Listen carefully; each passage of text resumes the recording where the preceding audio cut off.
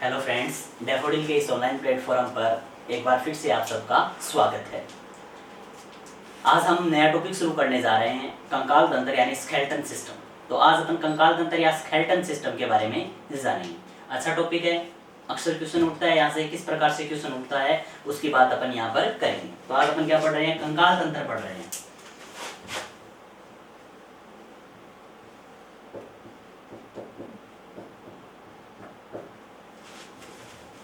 Skeleton system यानी कंकाल तंत्र। देखो दोस्तों, कंकाल तंत्र हमारे शरीर का वह आधारभूत ढांचा होता है, हमारे शरीर का वह आधारभूत ढांचा होता है जो हमारे शरीर को संरचनात्मक रूप से संरचना प्रदान करता है, एक सहारा प्रदान करता है, एक निश्चित आकार एवं आकृति प्रदान करता है। तो कुल मिलाकर अपन बोल सकते हैं कि हमारे शरीर का आधारभूत ढांचा तैयार करने का कार्य कौन करता है, कंकाल तंत्र।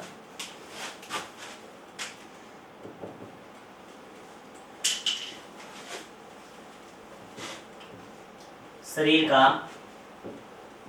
आधारभूत ढांचा, शरीर का आधारभूत ढांचा कौन तैयार करता है दोस्तों, कंकाल तंत्र करता है। शरीर का आधारभूत ढांचा कौन तैयार करता है, कंकाल तंत्र करता है। क्लियर है। अब देखिए आगे, अब ये जो कंकाल तंत्र है ना,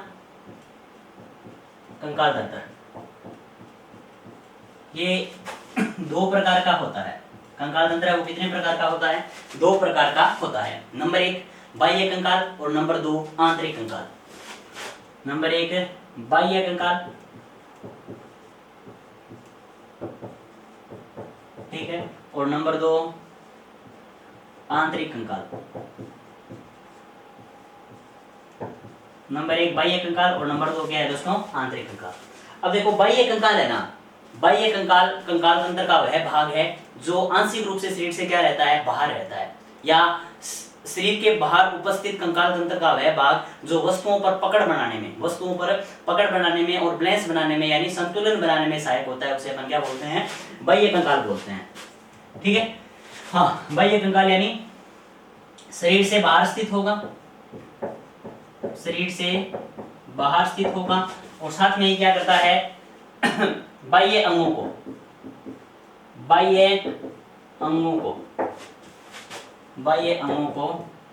आधार प्रदान करता है या बाह्य अंगों को सहारा प्रदान करता है, बाह्य अंगों को सहारा प्रदान करता है। ठीक है, जैसे इसके एग्जाम्पल है दोस्तों, इसके एग्जाम्पलों की मैं बात करूं, नंबर एक में मैं बात कर लेता हूं रोम, ठीक है, दो नंबर पे मैं बात कर लेता हूं नाखून, ठीक है, रोम हो गए, नाखून हो गए, पक्षियों के पर एवं नखर, पक्षियों के पर एवं नखर। ठीक है, इसी प्रकार गाय भैंस है ना, उनके खुर बोल दो, गाय भैंस है उनके खुर बोल सकते हो, या गाय भैंस के खुर या नखर बोल सकते हो। ठीक है, गाय भैंस के खुर या नखर। ठीक है, अपन बोल सकते हैं आगे मछलियों के सलक्स, मछलियों के सलक्स, ठीक है, मछलियों के सलक्स। ये सब क्या है दोस्तों, ये सब के सब कंकाल तंत्र का बाह्य भाग है, बाह्य कंकाल तंत्र का भाग है जो शरीर को आधार प्रदान करने का कार्य करते हैं या वस्तुओं को पकड़ बनाने में ये क्या करते हैं, मदद करते हैं। फॉर एग्जांपल नाखून है वो आपको पेन या मार्कर को पकड़ने में मदद करता है ना, या आप कोई भी कठोर वस्तु पकड़ोगे उसे पकड़ने में सहायता कौन देगा, नखर देंगे या नहीं देंगे। इसी प्रकार अपने पैरों के नाखून है वो हमें सही तरीके से खड़े होने में क्या करते हैं, सहायता करते हैं। पक्षियों के पर हैं वो उनके उड़ने में सहायता करते हैं, नखर है वो उनकी टहनियों के ऊपर बैठने में एवं अन्य कार्यों में सहायता करते हैं। ठीक है, गाय व भैंस के नखर है वो भी उनकी मतलब सही तरीके से खड़े रहने में क्या करेंगे, सहायता करेंगे। ठीक है, तो ये क्या था दोस्तों, बाह्य कंकाल था। अब दो नंबर पे है आंतरिक कंकाल।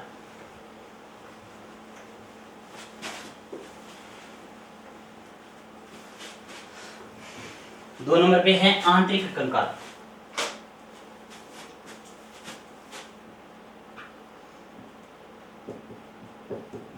आंतरिक कंकाल, ठीक है, आंतरिक कंकाल में ना दोस्तों अस्थियां व उपास्थियां आती हैं। अस्थि एवं उपास्थि, bones and cartilage, bones and cartilage, ठीक है। बोन्स एंड कार्टिलेज मिलकर है ना इंटरनल स्केलेटन सिस्टम को बिल्ड करती है। इंटरनल स्केलेटन सिस्टम यानी आंतरिक कंकाल तंत्र को बिल्ड करने का कार्य किसका है? बोन्स और कार्टिलेज। बोन्स और कार्टिलेज यानी अस्थि और उपास्थ्य, अस्थि और उपास्थ्य मिलकर इंटरनल स्केलेटन सिस्टम या आंतरिक कंकाल तंत्र का निर्माण करती है। क्लियर? तो इसमें क्या आएगी? अस्थियां एवं उपास्थ्य आएगी। अब देखो, अब आगे अपन बात करते हैं कंकाल तंत्र के कार्य। कंकाल तंत्र के कार्य, कंकाल तंत्र के क्या क्या कार्य है, ये तो मैंने इसका सामान्य परिचय दिया है, उसके बाद मैं डिटेल से शुरू करूंगा, ठीक है। हाँ, अब बात कर रहे हैं अपन कंकाल तंत्र के क्या क्या कार्य हो सकते हैं, ठीक है। हाँ, अपन को सामान्यतः कार्य कौन सा दिखाई देगा? नंबर 1 पर आधारभूत ढांचा तैयार करना। आधारभूत ढांचा तैयार करना। नंबर 1 क्या है? आधारभूत ढांचा तैयार करना। हमारे शरीर का जो आधारभूत ढांचा है ना, उसे तैयार करने का कार्य कौन करता है? कंकाल तंत्र करता है। क्लियर है? हाँ, 2 नंबर पे बात करते हैं। 2 नंबर पे बात करते हैं गति में सहायक। गति में सहायक, अपन जो गति करते हैं ना वो कंकाल तंत्र की सहायता से ही करते हैं। क्यों? क्योंकि अस्थियां हैं, वो गति करेंगी, अस्थियां गति करती है तो ही हमारा शरीर क्या कर पाएगा? गति कर पाएगा। कर पाएगा या नहीं कर पाएगा? ठीक है, तो गति में क्या है? सहायक है। 3 नंबर पे बात करते हैं अपन, आधारभूत ढांचा तैयार करना, गति में सहायक हो गया। फिर मैं बात करता हूं लवणों का संगरण। लवणों का संगरण, ठीक है। लवणों का संगरण विशेष करके कैल्शियम, कैल्शियम और फॉस्फेट, कैल्शियम और फॉस्फेट के लवण है ना, उनका संगरण कौन करता है? कंकाल तंत्र करता है। और एक बात बता दूं दोस्तों आपको, हमारे शरीर के 97% साल्ट, हमारे शरीर के 97% साल्ट्स हैं, वो किस में इकट्ठे होते हैं? अस्थि में इकट्ठे होते हैं। किस में इकट्ठे होते हैं? अस्थि में इकट्ठे होते हैं। हमारे शरीर के 97% लवण है, वो किस में स्थित होते हैं? अस्थियों में स्थित होते हैं। क्लियर है दोस्तों? आगे देखिए,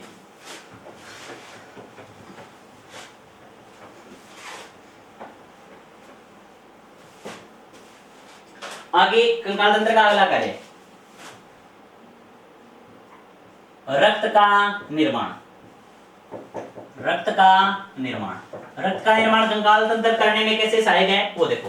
क्योंकि रक्त में आपको पता है ना, अस्थियों के मध्य भाग में क्या होता है? अस्थियों के मध्य भाग में क्या होता है? बोन मैरो होता है ना, जिसे अपन बोलते हैं अस्थि मज्जा। और अस्थि मज्जा किसका निर्माण करता है? रक्त का निर्माण करता है। यानी आरबीसी डब्ल्यूबीसी का निर्माण कौन करता है? अस्थि मज्जा करता है। आरबीसी डब्ल्यूबीसी का निर्माण कौन करता है दोस्तों? बोन मैरो या अस्थि मज्जा करता है। बोन मैरो या अस्थि मज्जा करता है। समझ में आ रहा है दोस्तों? हाँ, अब देखो आगे बात करते हैं आंतरिक अंगों की सुरक्षा। आंतरिक अंगों की सुरक्षा, आंतरिक अंगों की सुरक्षा का मतलब समझते हो ना? जैसे हृदय की, फेफड़ों की, किडनी की, ठीक है, इन सब की सुरक्षा करने का कार्य भी कौन करता है? कंकाल तंत्र करता है। अगला कार्य सुनिए, अगला कार्य है सुनने में सहायक। सुनने में सहायक, समझ रहे हो? हाँ, हमारे कान में 3 अस्थियां पाई जाती है ना, माइकस, इनकस और स्टेपिस। माइकस, इनकस और स्टेपिस, ठीक है। ये अस्थियां सुनने में सहायक होती है, जो क्या करती है? कान के पर्दे या कर्णपटय से जो कंपन उत्पन्न करते हैं, उन्हें आवर्धित करके मस्तिष्क तक पहुंचाने का कार्य करती है। क्लियर है? अब देखो आगे लास्ट कार्य बात कर लेते हैं श्वसन में सहायक।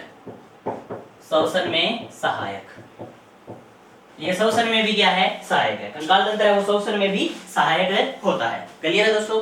कंकाल तंत्र है वो किसमें सहायक होता है? श्वसन में भी सहायक होता है। ठीक है, तो कंकाल तंत्र के कार्य क्या है? आधारभूत ढांचा तैयार करना, गति करने में सहायक, लवणों का संगठन करना, और हमारे शरीर के 97% सोल्ट है किसमें उपस्थित होते हैं? अस्थि में उपस्थित होते हैं। रक्त का निर्माण भी अस्थियों में होता है। आंतरिक अंगों की सुरक्षा भी अस्थियां करती है। सुनने में सहायक भी कौन होती है? अस्थियां होती है। श्वसन में भी सहायक कौन होती है? अस्थियां होती है। क्लियर है? अब देखो आगे, अब आंतरिक कंकाल तंत्र के अपन भाग पढ़ेंगे। आंतरिक कंकाल तंत्र के भाग, इंटरनल स्केलेटन सिस्टम है ना, वो मेन इंपॉर्टेंट है, मुख्य रूप से वही इंपॉर्टेंट है। ठीक है, उसी का अध्ययन करते हैं अपन। देखो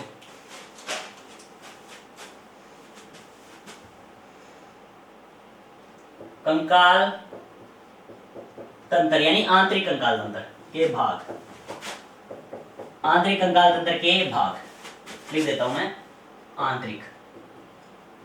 ठीक है दोस्तों, आंतरिक कंकाल तंत्र के भाग। आंतरिक कंकाल तंत्र के दो भाग होते हैं। आंतरिक कंकाल तंत्र को कितने भागों में बांटा गया है? दो भागों में बांटा गया है। नंबर 1 अस्थि और नंबर 2 उपास्थि। ठीक है, नंबर 1 पे क्या है? अस्थि, और नंबर 2 क्या है? उपास्थि। नंबर 1 पर है अस्थि और नंबर 2 पर है उपास्थि। अब बात करते हैं अपन 1 नंबर पर अस्थि की। 1 नंबर पर किसकी बात करते हैं? अस्थि की बात करते हैं। देखिए दोस्तों, अस्थि, ठीक है, अस्थि की बात करते हैं। बहुत इंपॉर्टेंट बात है, अच्छी बात है, यहां से कई बार क्वेश्चन उठता है। ठीक है, साइको में भी कई बार क्वेश्चन उठता है, साइंस में भी कई बार क्वेश्चन उठता है। ठीक है, बाल विकास पढ़ते हैं ना अपन, चाइल्ड डेवलपमेंट, ठीक है, उसके अंदर क्वेश्चन उठता है साइकोलॉजी के अंदर। ठीक है, तो थोड़ा सा साइंस की दृष्टि से पढ़कर देखिए इसे। ठीक है, बात करते हैं देखो अस्थि। अस्थि का निर्माण है ना एक्टोडर्म परत से होता है। अस्थि का निर्माण किससे होता है? एक्टोडर्म परत से। किससे होता है? एक्टोडर्म परत से होता है। अस्थि का निर्माण भ्रूण की एक्टोडर्म परत से होता है। अब देखो आगे, कई बार ये भी पूछ लेते हैं, अस्थि है ना वो मुख्य रूप से संयोजी ऊतकों से बनती है। किससे बनती है? संयोजी ऊतकों से। संयोजी ऊतकों से किसका निर्माण होता है? अस्थि का निर्माण होता है। ठीक है, बाइंडिंग टिश्यू होते हैं ना, बाइंडिंग टिश्यू, उनसे बोन है वो डेवलप होती है या बोन बनती है। आगे बात करें, अस्थि है, एक तो होती है दोस्तों शेषवावस्था और एक होती है भ्रूणावस्था और एक होती है बाल्यावस्था। भ्रूणावस्था, फिर आएगी शेषवावस्था, ठीक है, और फिर आएगी बाल्यावस्था। फिर क्या आएगी? बाल्यावस्था। देखो दोस्तों, भ्रूणावस्था में ना अस्थियां होती है 300 प्लस। क्या होगी? 300 प्लस। और शेषवावस्था में अस्थियां होती है 270 प्लस। कितनी होती है? 270 प्लस। और बाल्यावस्था में बाल्यावस्था या युवावस्था में मान लेता हूं, ठीक है, तो जब बालक है वो युवावस्था में आ जाएगा, या सामान्य बालक की बात कर लेता हूं, सामान्य बालक। ठीक है, जब बालक की उम्र 10 से 12 वर्ष की उम्र हो जाती है ना, उसके बाद अस्थियां कितनी बचेगी? 206 बचेगी। कितनी बचेगी? 206। कंफ्यूज नहीं होना है, ये 3 संख्याएं हैं। भ्रूणावस्था में अस्थियों की संख्या 300 प्लस होगी, ठीक है, शेषवावस्था में अस्थियों की संख्या 270 प्लस होगी और सामान्य बालक में 206 होगी। अब आप लोग बोलोगे कि जब बालक बड़ा हो रहा है तब तो हड्डियां कम हो रही है और जब बालक छोटा है तो हड्डियां ज्यादा है। छोटे से शरीर में ज्यादा अस्थियां और बड़े से शरीर में कम अस्थियां, ऐसे कैसे हुआ सर? तो इसका जवाब ये है दोस्तों, कभी आपने छोटे बालक को खिलाया होगा, छोटे बालक को खिलाया होगा, या आपने एक चीज देखी होगी, जब छोटा बालक खेलता है ना, अपने आप खेलता है, तो अक्सर गौर करके देखना उसके पैर का अंगूठा वो अपने आप अपने मुंह तक ले आता है।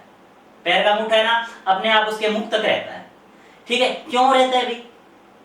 समझ रहे हो ना क्यों रहता है? क्योंकि हमारे कशेरुकदंड की जो अस्थियां होती है ना वो छोटे बालक में ज्यादा होती है। ठीक है, इस कारण उसकी पीठ है वो ज्यादा मुड़ने की क्षमता रखेगी। ठीक है, ज्यादा मुड़ने की क्षमता रखेगी, ज्यादा मुड़ने की क्षमता रखेगी तो वो अंगूठा है वो आराम से, पैर का अंगूठा भी मुंह तक आसानी से पहुंच जाता है। उसके अलावा अपन एक बात और बता दें कि छोटा बालक जब गिरता है, लुढ़कता है, गिरता है, चलता है, फिर गिरता है, चलता है, फिर गिरता है, चलता है, फिर गिरता है, ऐसा चलता है ना, हाँ, तो उसे चोट बहुत कम लगती है। छोटे बालक को चोट बहुत कम लगती है, आप लोगों ने गौर किया हो तो। उसका कारण क्या है? क्योंकि छोटे बालक में अस्थियों की संख्या ज्यादा होगी और वास्तव में वो अस्थियां है ना उपास्थियों के रूप में होती है। ठीक है, और वो उम्र बढ़ने के साथ साथ आपस में जुड़कर किसमें बदल जाती है?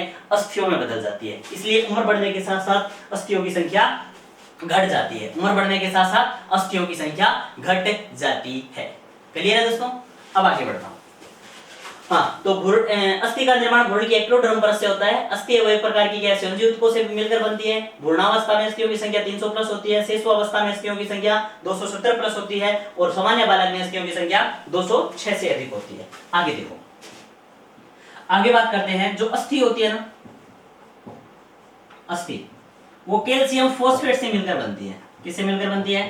Calcium phosphate. ठीक है, कैल्शियम फॉस्फेट से मिलकर बनती है मुख्य रूप से। और कैल्शियम फॉस्फेट होता है PO4 की होल ट्वाइस। ये क्या है? कैल्शियम फॉस्फेट का फॉर्मूला होता है Ca3PO4 की होल ट्वाइस, यानी कैल्शियम फॉस्फेट। यही है वो जो दांतों का इनेमल होता है ना, शरीर का सबसे कठोरतम पदार्थ दांतों का इनेमल होता है, वो भी किससे मिलकर बनता है? कैल्शियम फॉस्फेट से मिलकर बनता है। देखो 3 क्वेश्चन उठते हैं अक्सर। एक तो उठता है शरीर का सबसे कठोरतम अंग, शरीर का सबसे कठोरतम अंग दांत होता है। क्लियर है? शरीर का सबसे कठोरतम अंग कौन होता है? दांत होता है। शरीर की सबसे कठोरतम अस्थि जबड़े की अस्थि होती है। ये जबड़ा होता है ना, जबड़ा, जबड़े की अस्थि शरीर की सबसे कठोरतम अस्थि होती है। शरीर का सबसे कठोरतम पदार्थ इनेमल होता है। शरीर का सबसे कठोरतम पदार्थ क्या होता है? इनेमल होता है, जिसकी परत दांतों पर पाई जाती है। समझ गए ना? दांतों पर कैल्शियम फॉस्फेट से बनी हुई इनेमल नामक एक परत पाई जाती है, जो शरीर का सबसे कठोरतम पदार्थ है। और कई बार है ना, इसे डायरेक्ट पूछ लेते हैं, शरीर का सबसे कठोरतम यौगिक। समझ गए ना? शरीर का सबसे कठोरतम यौगिक तो क्या होगा? कैल्शियम फॉस्फेट होगा। तो क्या होगा? कैल्शियम फॉस्फेट होगा। क्लियर है? अब देखो आगे, अस्थि है ना, अस्थि, जो अस्थि है उसमें ओसिन प्रोटीन पाया जाता है। कौन सा प्रोटीन पाया जाता है? ओसिन प्रोटीन। समझ गए ना? ओसिन प्रोटीन, अस्थि में ओसिन प्रोटीन पाया जाता है। ओसिन प्रोटीन पाया जाता है। अब देखो, अब बात करते हैं अपन ओसिन प्रोटीन, ओसिन प्रोटीन प्लस लवण, ओसिन प्रोटीन प्लस लवण। ओसिन प्रोटीन प्लस लवण की उपस्थिति के कारण अस्थि है ना, वो अत्यधिक कठोर होती है। अस्थि वो क्या होती है? अत्यधिक कठोर होती है। ओसिन प्रोटीन व लवणों की उपस्थिति के कारण अस्थि है वो बहुत ज्यादा कठोर होती है, बहुत ज्यादा स्ट्रॉन्ग होती है। समझ रहे हो ना? हाँ, स्ट्रेचेबल नहीं होती है, मुड़ नहीं पाते। आगे देखो, आगे बात करते हैं। जो अस्थि है, अस्थि के चारों ओर, अस्थि के चारों ओर एक परत पाई जाती है, यानी एक संयोजी ऊतकों की परत पाई जाती है। एक संयोजी ऊतकों की परत पाई जाती है। ठीक है, संयोजी ऊतकों की परत पाई जाती है, जिसे पेरिओस्टियम कहते हैं। जिसे क्या कहते हैं? पेरिओस्टियम। जिसे क्या बोलते हैं दोस्तों? पेरिओस्टियम बोलते हैं। क्या बोलते हैं? पेरिओस्टियम। देखो,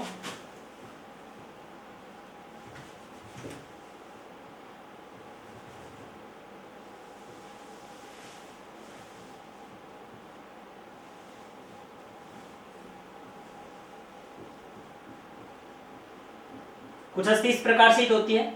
हाँ, वैसे बनी तो टॉम एंड जेरी वाली है। हाँ, अस्थि कुछ ऐसी होती है। ठीक है, अब देखो, अब ये अस्थि है। अब इस अस्थि के चारों ओर पेरिओस्टियम की लेयर पाई जाती है। संयोजी ऊतकों की एक परत पाई जाती है इसके चारों ओर, इस प्रकार से। अब देखो, अब इसका मध्य भाग है ना, वो खोखला होता है। इसका मध्य भाग है वो क्या होता है? खोखला होता है। क्लियर? इसका मध्य भाग क्या होता है? खोखला होता है। अब ये जो खोखला भाग है ना, इसे बोलते हैं मज्जा गुहा। क्या बोलते हैं इसे? मज्जा गुहा। क्लियर? मज्जा गुहा बोलते हैं इसे। क्या बोलते हैं? मज्जा गुहा। अब इस मज्जा गुहा के अंदर होता है दोस्तों अस्थि मज्जा। क्या होता है? अस्थि मज्जा। मज्जा गुहा के अंदर क्या होता है? अस्थि मज्जा होता है, जिसे अपन बोन मैरो बोलते हैं। जिसे अपन क्या बोलते हैं? Bone marrow. सुना होगा आपने क्रिस 3 वाला, या ब्लड के टॉपिक में मैं बता चुका हूं। हाँ, क्रिस 3 के अंदर काल को है ना बोन मैरो की तलाश होती है, अपने से मैच करने वाले बोन मैरो की तलाश होती है। ठीक है, हाँ, बोन मैरो। अब देखो, अब ये जो बोन मैरो है ना, इसके अंदर स्टेम सेल उपस्थित होती है। स्टेम सेल जो आरबीसी का निर्माण करती है। स्टेम सेल उपस्थित होती है जो किसका निर्माण करती है? आरबीसी का निर्माण करती है। ठीक है, इसी प्रकार एक मेगा कार्योटिक सेल होती है जो प्लेटलेट्स का निर्माण करती है। यानी प्लेटलेट्स है वो मेगा कार्योटिक सेल के क्या होते हैं? टुकड़े होते हैं। क्लियर है? हाँ, ये वास्तव में हिपोपोटेमिक स्टेम सेल होती है जो आरबीसी को बिल्ड करने का कार्य करती है। आरबीसी को बिल्ड करने का कार्य कौन करेगी? हिपोपोटेमिक स्टेम सेल, या हिपोपोएटिक स्टेम सेल बोल सकते हैं उसे। क्या बोल सकते हैं? हिपोपोएटिक स्टेम सेल। आप सीधा याद रख लो, स्टेम सेल। अब देखो दोस्तों, अब अस्थि है ना 2 प्रकार की होती है। एक बार इसे रिवाइज कर देता हूं, सुनो। अस्थि का निर्माण एक्टोडर्म परत से होता है, और कुछ बुकों में आपके साथ एक्टोडर्म के साथ मेसोडर्म परत लिखा हुआ भी मिलेगा। अब अस्थि है वो संयोजी ऊतकों से मिलकर बनती है। भ्रूणावस्था में अस्थियों की संख्या 300 से अधिक होती है, शेषावस्था में अस्थियों की संख्या 270 से अधिक होती है, सामान्य बालक में अस्थियों की संख्या 206 से अधिक होती है, और अस्थि है ना वो कैल्शियम फॉस्फेट से बनी हुई होती है, और कैल्शियम फॉस्फेट है वो शरीर का सबसे कठोरतम यौगिक है, और कैल्शियम फॉस्फेट से मिलकर बनता है इनेमल, जो शरीर का सबसे कठोरतम पदार्थ है, और इनेमल है वो दांत के चारों ओर पाई जाने वाली एक सुरक्षात्मक परत होती है जो शरीर का सबसे कठोरतम पदार्थ है, और शरीर का सबसे कठोरतम अंग है जी दांत। ठीक है, अब अस्थि है उसमें ओसिन प्रोटीन पाया जाता है, ओसिन प्रोटीन और लवण मिलकर अस्थि को अत्यधिक कठोर बनाते हैं, ओसिन प्रोटीन और लवण मिलकर अस्थि को अत्यधिक कठोर बनाते हैं। अब अस्थि के चारों ओर एक संयोजी ऊतकों की एक परत पाई जाती है जिसे पेरिओस्टियम बोला जाता है, जिसे क्या बोला जाता है दोस्तों, पेरिओस्टियम बोला जाता है। ठीक है, अब आगे बात करें। अब अस्थि का मध्य भाग है ना वो खोखला होता है, अस्थि का मध्य भाग है वो खोखला होता है, या बीच का भाग है वो क्या होता है, खोखला होता है, जिसे अपन मज्जा गुहा बोलते हैं, जिसे अपन क्या बोलते हैं, मज्जा गुहा। ठीक है, अब मज्जा गुहा के अंदर अस्थि मज्जा स्थित होता है या अस्थि मज्जा पाया जाता है, और अस्थि मज्जा आरबीसी डब्ल्यूबीसी का निर्माण करने का कार्य करता है, या रक्त का निर्माण करने का कार्य करता है। इसमें मुख्य रूप से दो सेल के बारे में बता देता हूं, एक तो होती है स्टेम सेल जो आरबीसी को बिल्ड करने का कार्य करेगी, और एक होती है मेगाकार्योटिक सेल। एक क्या होती है, मेगाकार्योटिक सेल, जो प्लेटलेट्स का निर्माण करती है, यानी प्लेटलेट्स है वो वास्तव में मेगाकार्योटिक सेल के टुकड़े होते हैं। ठीक है, मेगाकार्योटिक सेल के क्या होते हैं, टुकड़े होते हैं। अब देखो आगे,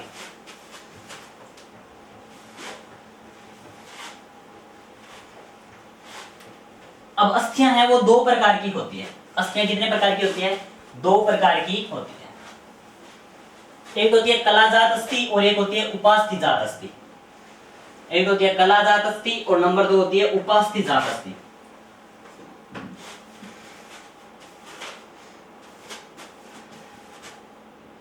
अस्थि है वो कितने प्रकार की होती है, दो प्रकार की होती है। अस्थियां कितने प्रकार की होती है, दो प्रकार की होती है। नंबर 1 कलाजात अस्थि। ठीक है, इन्हें वास्तविक अस्थियां भी बोलते हैं। क्या बोलते हैं इन्हें, वास्तविक अस्थियां। ठीक है, वास्तविक अस्थियां, या इसे मेम्ब्रेन बोन भी बोलते हैं, मेम्ब्रेन बोन। कलाजात अस्थि, वास्तविक अस्थि या मेम्ब्रेन बोन, इसी का नाम है कलाजात अस्थि, वास्तविक अस्थि या मेम्ब्रेन बोन। देखो हमारे शरीर में जो संयोजी ऊतक होते हैं ना, हमारे शरीर में जो संयोजी ऊतक है, अगर वो डायरेक्ट बोन के रूप में बदल जाए या बोन के रूप में रिप्लेस हो जाए, यानी संयोजी ऊतकों से डायरेक्ट अस्थि बने, संयोजी ऊतकों से क्या बन जाए, डायरेक्ट अस्थि बन जाए, यानी ये अस्थियां है ना सीधे संयोजी ऊतकों से बनती है, सीधे संयोजी ऊतकों से बनती है। समझ गए ना, संयोजी ऊतकों से डायरेक्ट बनती है, इस कारण इन्हें क्या बोलते हैं, वास्तविक अस्थियां, वास्तविक अस्थियां, मेम्ब्रेन बोन या कलाजात अस्थियां। अब इसके एग्जांपल हैं दोस्तों, सिर की चपटी अस्थियां, सिर की चपटी अस्थियां, सिर की चपटी अस्थियां। जो सिर की अस्थियां होती है ना वो डायरेक्ट एक झिल्ली से अस्थियों में बदलती है। इसका एग्जांपल बताता हूं, आपने छोटे बच्चे को देखा होगा तो उसके सर में यहां पर थोड़ा सा दबाकर देखना, एकदम मुलायम मिलेगा, लेकिन उम्र बढ़ने के साथ वो एकदम क्या हो जाता है, कठोर हो जाता है। वहां पर हकीकत में होता क्या है, वहां पर संयोजी ऊतक है ना वो प्रॉपर्ली बोन के अंदर कन्वर्ट नहीं हो पाते, बोन के अंदर प्रॉपर्ली कन्वर्ट नहीं हो पाते। जो उम्र बढ़ने के साथ साथ धीरे धीरे क्या होगा, वहां पर जो मेम्ब्रेन या झिल्ली है वो किस में कन्वर्ट हो जाएगी, बोन में कन्वर्ट हो जाएगी। इसलिए घर वाले बोलते हैं ना, हाँ ध्यान रखना ताड़ू ना दाब दे, ये बोलते हैं ना। हाँ, अब देखो आगे, सिर की चपटी अस्थियां जिसमें मुख्य रूप से आ जाएगी फ्रंटल, पेराइटल, ऑक्सीपिटल आदि। फ्रंटल, पेराइटल और ऑक्सीपिटल, सभी अस्थियां याद करवा दूंगा आपको, एक साथ याद करनी है। हाँ, कंकाल तंत्र के भाग पढ़ेंगे ना, कंकाल तंत्र को डिटेल से पढ़ेंगे, एक एक अस्थि गिनवाऊंगा आपको। ठीक है, देखो फ्रंटल, ये सामने के जो है ना, माथे के सामने या फोरहेड के सामने की जो अस्थि, इसे बोलते हैं फ्रंटल। ये इस साइड में है ना, ये है पेराइटल, और जो पीछे की ओर है उसे बोलते हैं ऑक्सीपिटल। एक बार इतने एग्जांपल काफी हैं। 2 नंबर पे है उपास्थि जात अस्थियां, उपास्थि जात अस्थियां, इन्हें रिप्लेसिंग बोन बोलते हैं। क्या बोलते हैं इन्हें, रिप्लेसिंग बोन। क्या बोलते हैं, रिप्लेसिंग बोन। देखो इसमें क्या होता है कि जो स्यंजी ऊतक है ना वो पहले उपास्थियों में बदलते हैं। किसमें बदलते हैं? उपास्थियों में। और फिर उपास्थियां किसमें बदलती है? अस्थियों में बदलती है। यानी वे अस्थियां जिनका निर्माण उपास्थियों से होता है, यानी इनका निर्माण उपास्थियों से होता है। इनका निर्माण किनसे होता है दोस्तों? उपास्थियों से होता है। जिसके एग्जाम्पल हैं आपके सामने कशेरुक दंड की अस्थियां, यानी रीढ़ की हड्डियां ना वो, कशेरुक दंड की अस्थियां, कशेरुक दंड की अस्थियां। क्लियर है? कशेरुक दंड की अस्थियां, ठीक है। कशेरुक दंड की जो बोन होती है ना वो पहले उपास्थियां होती है, इसीलिए छोटा बच्चा है ना वो ज्यादा स्ट्रेचेबल होता है, वो ज्यादा अपने कमर को है ना वो ज्यादा मोड़ पाता है। इसी कारण उसका अंगूठा, ठीक है, पैर का अंगूठा उसके मुंह में बिना किसी संघर्ष किया जाता है। और अपन करके देख लो, उस प्रकार से नानी याद आ जाएगी। अब देखो आगे बात करते हैं अपन, ये जो अस्थियां है ना, ये अस्थियों को अस्थि से जोड़ने वाली संरचना कहलाती है लिगामेंट। क्या कहलाती है? लिगामेंट। देखो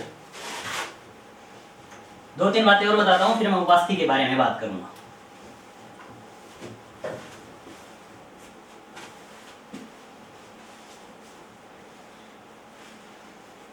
ओके दोस्तों, देखो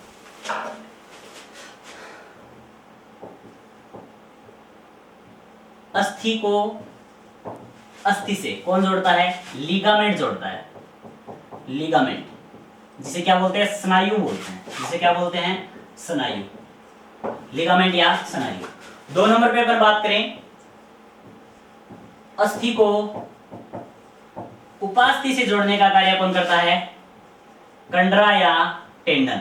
टेंडन या कंडरा, टेंडन या कंडरा, ठीक है। तो ये अस्थियों के बारे में कुछ महत्वपूर्ण बातें थी जिनके बारे में मैंने बात कर ली, और धीरे धीरे अपन नई नई बातें जानते जाएंगे।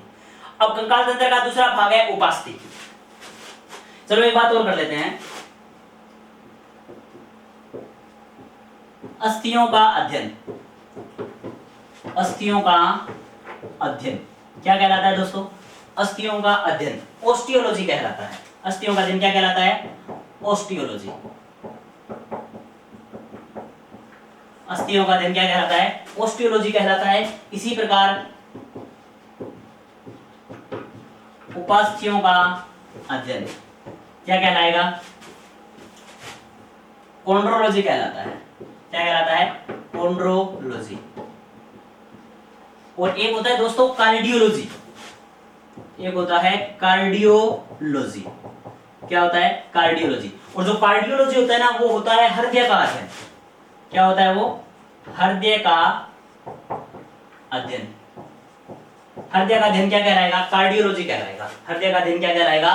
कार्डियोलॉजी कहलाएगा। क्लियर है? अब देखिए आगे, अब बात करता हूं मैं उपास्थियों में।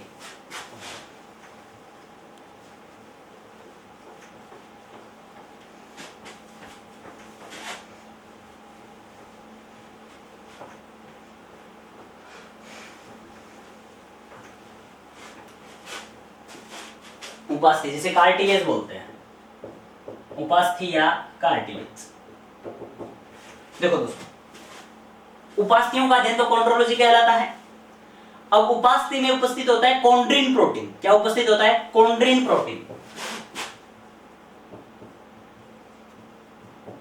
Chondrin protein.